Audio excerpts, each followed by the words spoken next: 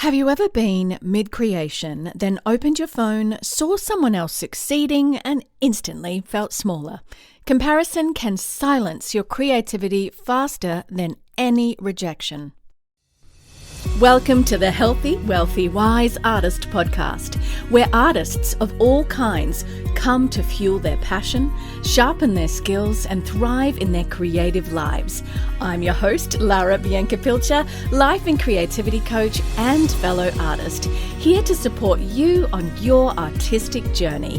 Whether you're a performer, writer, visual artist, or any kind of artist, this is the space for real talk, practical advice, and inspiring stories. Subscribe and join us each week for more inspiration and actionable insights to fuel your artistry.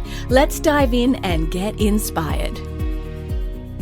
Welcome back to the Healthy, Wealthy, Wise Artist podcast for performers, makers, storytellers, creators, and creative souls of any kind who are done spiraling in self-doubt and ready to create from a place of identity, not pressure.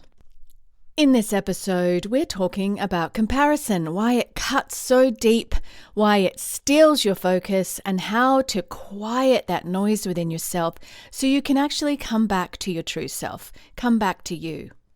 Now, the thing about comparison is that it doesn't just make you feel like you're behind, it makes you feel less important, less significant, or a maker of some kind that sees someone else's amazing launch and feels like their own work is just irrelevant, or some kind of storyteller that watches someone else's viral post and wonders if their voice even matters, or a creative that posts something they love, and it doesn't always have to be social media, but this is often where comparison in our modern day is appearing, but a creative posting something they love, then deletes it minutes later because it didn't get the traction that they felt like it should get, and it's embarrassing. Comparison isn't about someone else's successes, actually.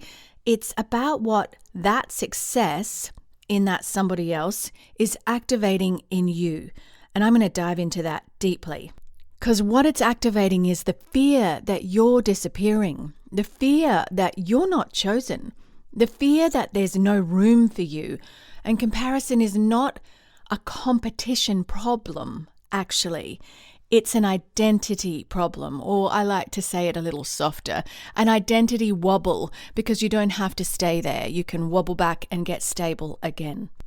In psychology, this is called this self-referential threat, when someone else, their progress feels like proof that you're not enough.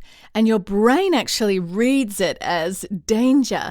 And artists feel it's more, we feel it intensely because your work is so personal.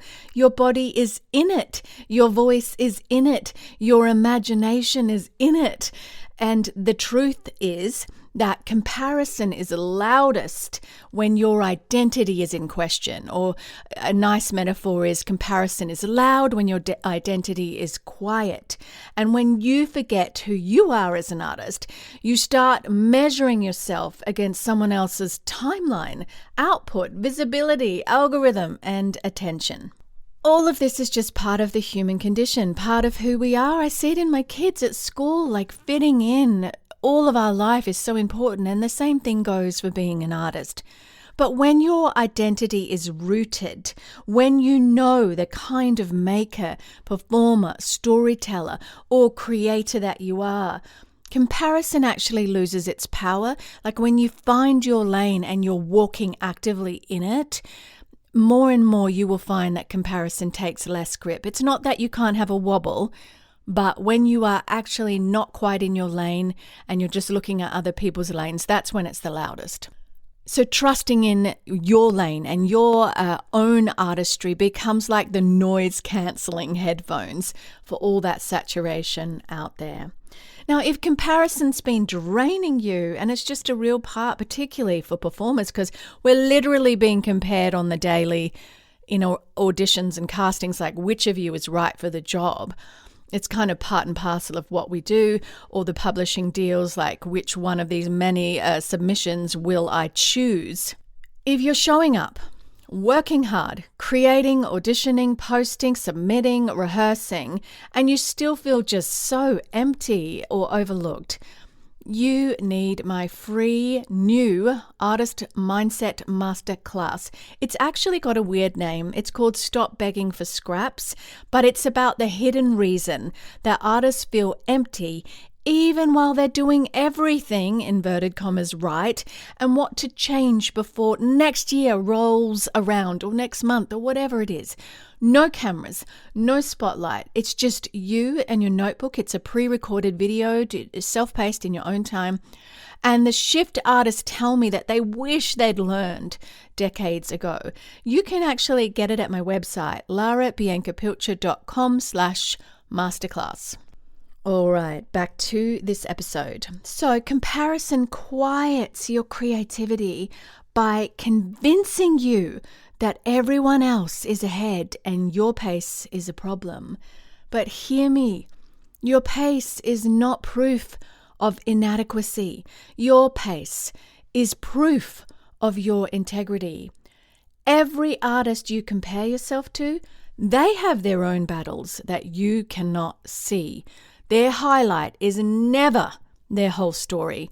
And you are not behind. You are becoming every day that you say yes to a small action, and your becoming takes time. It takes your presence. It takes courage to shut off the noise and stay in it and stay with your own work. The world doesn't need you to be faster. It needs you to be you and to stay in it at your pace.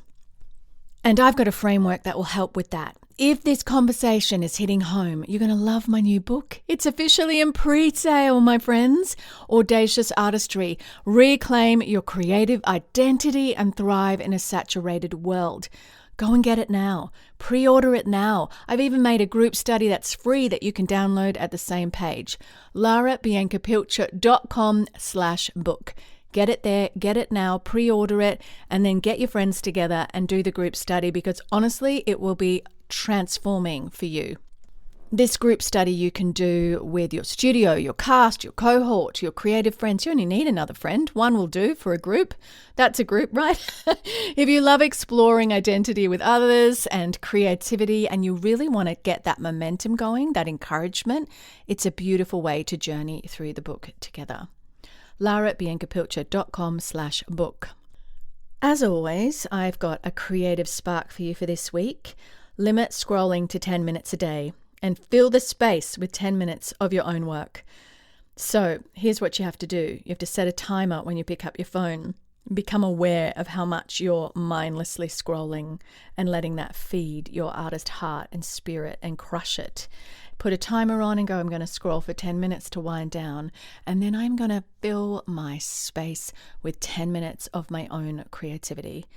And if you're procrastinating, go to an episode on that. I've got plenty on probably almost everything. I'm up to over 100 episodes at this point. So there's probably one on that for you as well in this beautiful body of work, we'll call it. All right, 10 minutes a day. Try it this week. That's your creative spark. Replace the rest of it with something creative, just 10 minutes. Even if it's just a sentence or a count of 8 of your choreography, or just looking online at a script that you've never tried, a monologue, and just doing it purely to get your creative juices flowing. It's fantastic. All right, you really need to know this, my friends, as an artist, that you're not falling behind.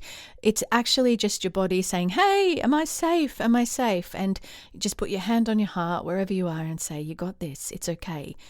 You're okay and you're on your way. You're doing great. You're finding your own creative rhythm, and that is important. There's even an episode on that as well. Comparison may be very loud. It may be screaming at you on the daily, but your voice, your creative voice, is louder than all of that when you choose to listen to it. So thank you for being here. Follow Healthy, Wealthy, Wise Artists. Subscribe so you don't miss next week's episode. Make sure you head to larabiancapilcher.com/book and /masterclass. Free resource, great book. I'm so excited to finally see that come into the world. It's got all the links where you can get it. There's a lot of places you can get it. In the UK, in Europe, in Australia, in the USA, wherever you are.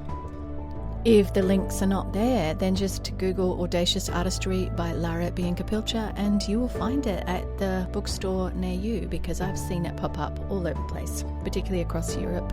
All right, friends, I'm with you on the journey and I will see you next week. Don't forget, if this has been a blessing to you, please leave a 5-star review on the platform you're on. It helps me get the word to more, and share this with a friend. All right, bye for now. Thank you for tuning in to the Healthy, Wealthy, Wise Artist podcast. If you enjoyed today's episode, don't forget to subscribe so you'll never miss an inspiring conversation or actionable insight. You can read the show notes and learn more at larabiancapilcher.com. And be sure to share this episode with fellow artists who could use a little extra inspiration. Until next time, keep creating, stay audacious, and remember, your artistry matters.